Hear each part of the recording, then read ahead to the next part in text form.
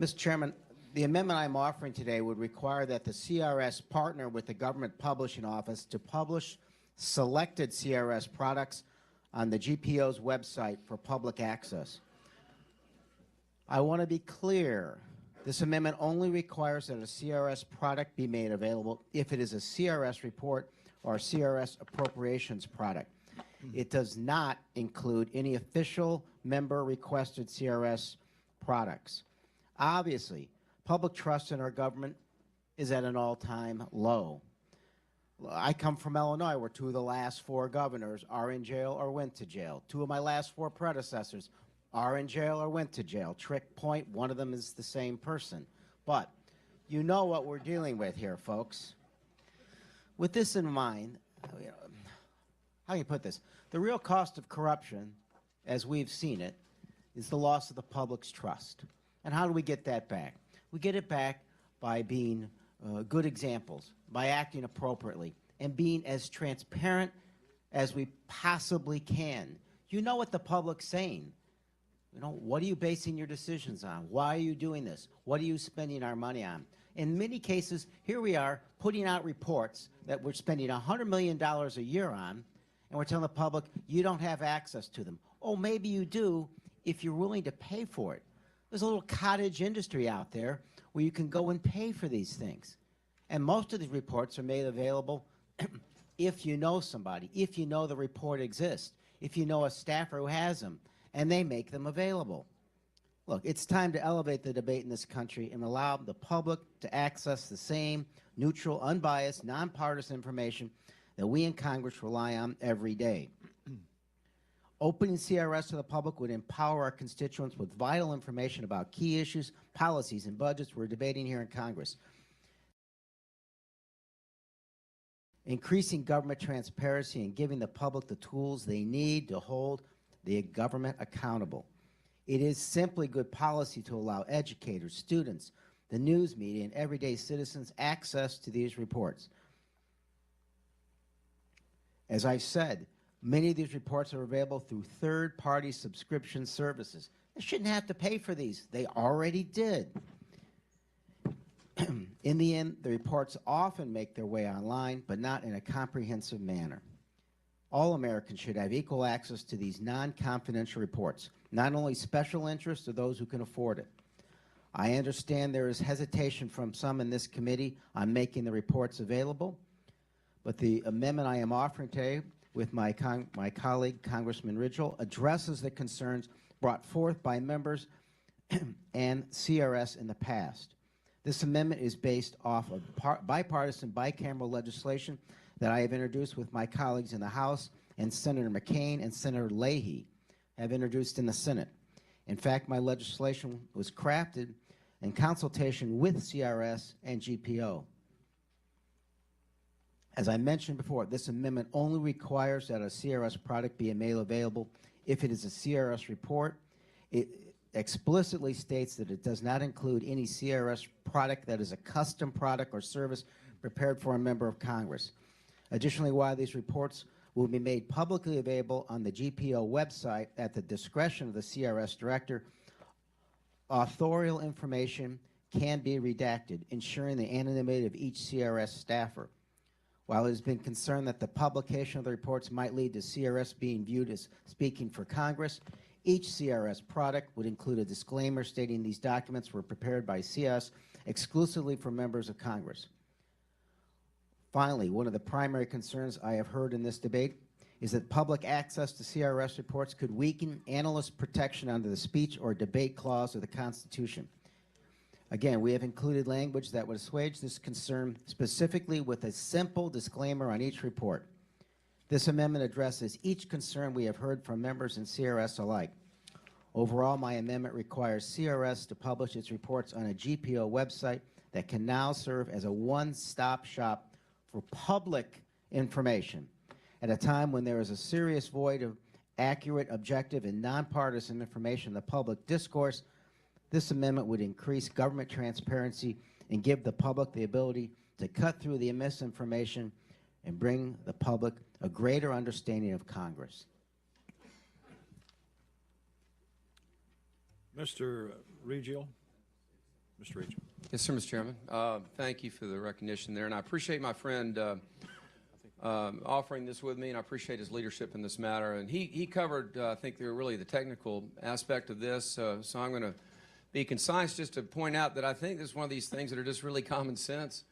Look who's got the information now. You got all the lobbyists can get this information if they want it. They can go out and pay for it.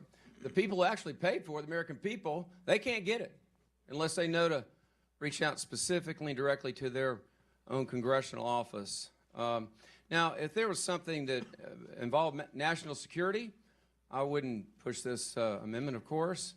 If there was some logical basis to keep this information away from the American people, I wouldn't co-sponsor this amendment, but that's not what we're talking about here. I found these reports to be some of the best sources of information to make good decisions. And I hold the view that American people, if given good information, make good decisions. And we surely, in this age of personalized news, we need more information that's objective. And I really appreciate the reports, the quality of the reports, the timeliness of them, and I think that the distribution of them to as wide a number of Americans as possible would benefit our nation. And so that and the obvious fact that everybody's got them but the people that paid for them, the American people, seems to me that this amendment is a common sense amendment, and I encourage my colleagues to join me in voting in favor of it. I thank you, and I yield back. Chairman Graves. Thank you, Mr. Chairman, and I thank the gentleman. I know Mr. Quigley's been working on this issue for a long time. I'd like to clear up just a few things because I know Mr. Ridgell's heart's in the right spot on this, and common sense would be the case had it been, if it's enacted in essence the way you've described. First of all these reports are not available to those who pay at third-party subscriptions. Only reports that have been made publicly available by members are consolidated by third parties to make it easier for those who want the analysis. So to assert that every report that's done by CRS is available currently only to those who pay for a subscription is not the accurate description of how this process works. We need to be really, really careful with this. CRS is an arm of Congress. You have the ability to have research done to investigate a concept or an idea that you may want to work on through policy. When you get that information back, you may not, after receiving that information, want to move forward for various reasons. Just the way the information or the research results in something you never, ever intended. So I believe it's up to each and every member. When you request a report, you have an analysis done, you want to make it public to your constituency and those beyond, that is your choice. You should do that if you choose, and many, many do that.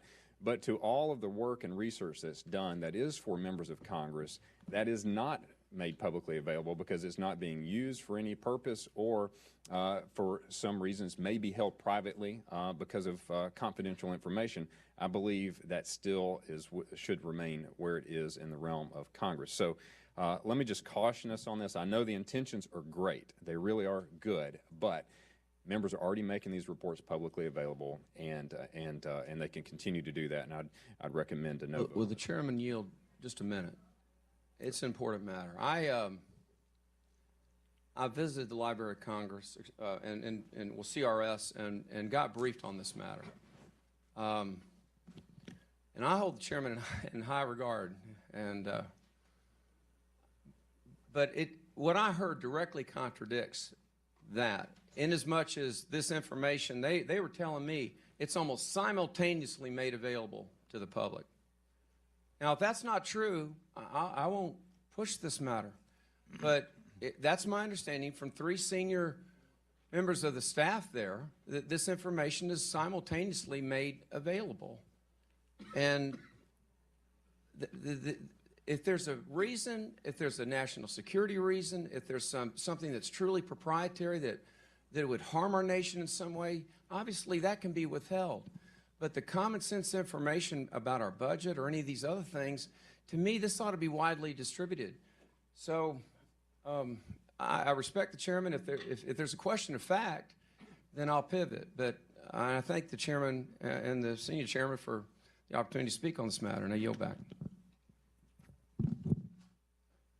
Ms. Wasserman Schultz, before you speak, let the chair note, we're informed that there will be votes on the floor at 1:50.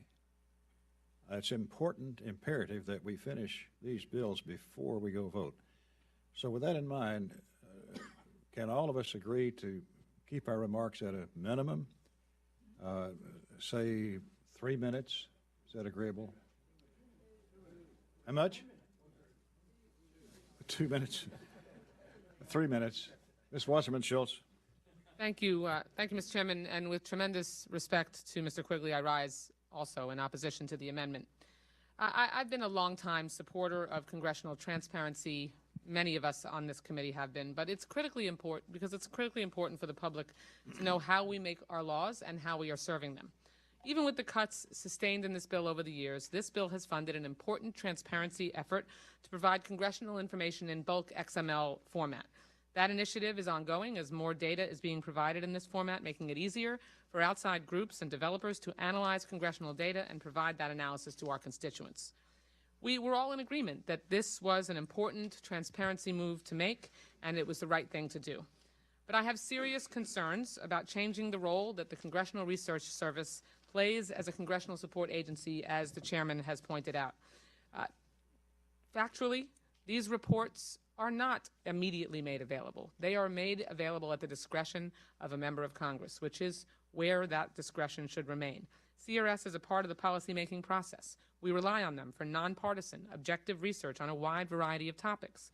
Having CRS go through a long and arduous approval process that will slow down their counsel to us will not help us do our jobs better. Remember that our MRAs have been cut by $106 million. We may stave that off this time, since 2010. And during this time of budget constraints, members have had to rely even more on the counsel of our CRS analysts.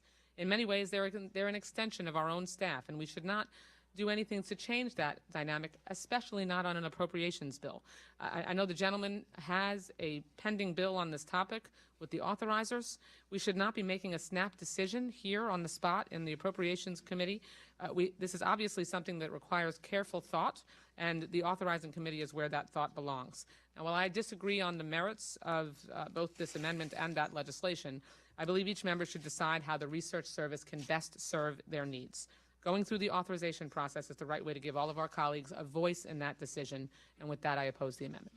Gentleman's recognized to close. Respectfully, in the real world, these things are getting turned around right away. Not all of them, because some people don't care about all of them, but the ones that matter are getting out there, people willing to pay for them.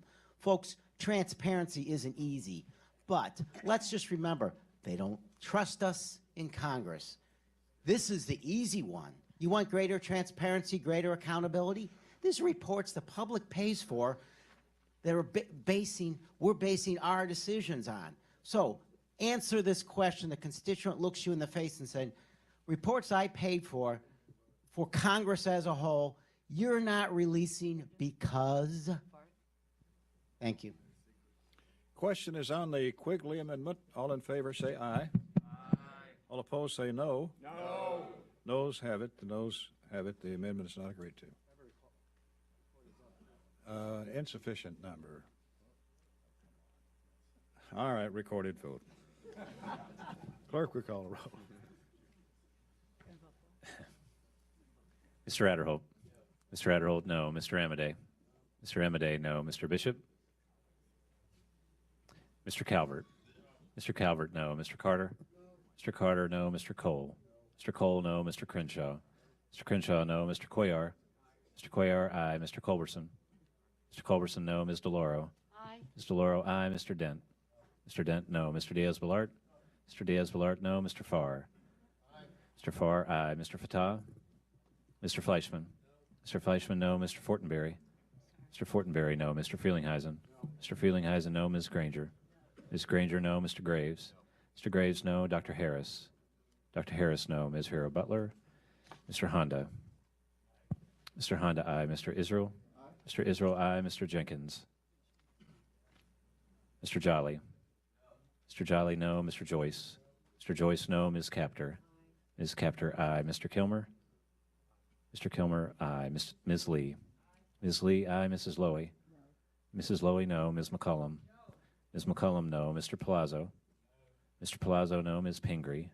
Aye. Ms. Pingree, aye. Mr. Price. Mr. Price, aye. Mr. Quigley. Mr. Quigley, aye. Mr. Ridgel. Mr. Ridgel, aye. Mrs. Roby? Mrs. Roby, no. Mr. Rogers? Mr. Rogers, no. Mr. Rooney? Mr. Rooney, no. Ms. Robo-Allard? Ms. Robo-Allard, aye. Mr. Ruppersberger? Mr. Ruppersberger, aye. Mr. Ryan? Mr. Ryan, aye. Mr. Serrano? No. Mr. Serrano, no. Mr. Simpson? Mr. Simpson, no. Mr. Stewart? Mr. Stewart, no. Mr. Valadeo? Mr. Valadeo, no. Mr. Visklosky? Aye. Mr. Visklosky, aye. Ms. Wasserman Schultz? Ms. Wasserman Schultz, no. Mr. Womack? Mr. Womack, no. Mr. Yoder? Mr. Yoder, aye. Mr. Young? Aye. Mr. Young, aye. Mr. Bishop, Mr. Bishop, no. are there members who wish to be recorded or change their vote? Mr. Jenkins? Gentleman is not recorded. Mr. Jenkins, no. Are there other members who wish to be recorded or change their vote? Hearing none, clerk will tally. I think we have either 3 or 4 amendments. 3. So we will need to keep it. Very quick. On this vote, the yeas are 18, the nays are 31. The amendment is not agreed to.